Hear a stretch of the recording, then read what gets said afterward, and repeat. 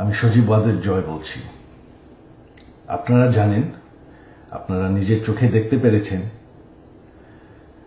যে জাতির জনক, জাতির পিতা বঙ্গবন্ধুর বাসা, সেই ঐতিহাসিক ৩২ নম্বরকে পুড়িয়ে ফেলা হয়েছে।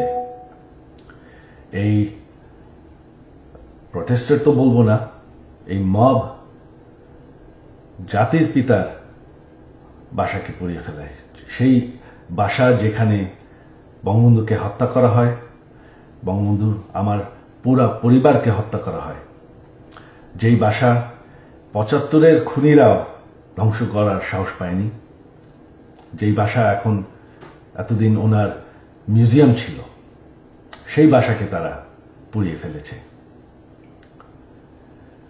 বঙ্গবন্ধু একটি দলীয় বিষয় না, বঙ্গবন্ধু হচ্ছেন জাতির পিতা। বঙ্গবন্ধু না থাকলে আজকে আমরা বাংলাদেশ হতাম না, আজকে আমরা পাকিস্তান হয়ে থাকতাম।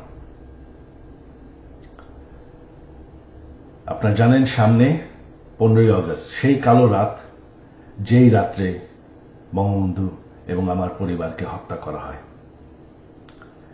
আমার আহ্বান বাঙালি জাতির কাছে যে আপনারা যদি স্বাধীনতার চেতনায় বিশ্বাস করেন, আপনারা যদি বাংলাদেশকে ভালোবাসেন, আর এই যে বাংলাদেশে বাস করছেন, এটাকে মেনে নেন যে বঙ্গবন্ধু আপনাদেরকে স্বাধীনতা দিয়েছে, আমাদেরকে স্বাধীনতা দিয়েছে। এই 15ই আগস্ট আমার আহ্বান আপনাদের প্রতি, শান্তিপূর্ণভাবে ৩২ নম্বরে গিয়ে ফুল দিয়ে আসবেন, দোয়া করবেন বঙ্গবন্ধুর জন্য, স্বাধীনতার চেতনার জন্য এবং আমার পরিবারের জন্য।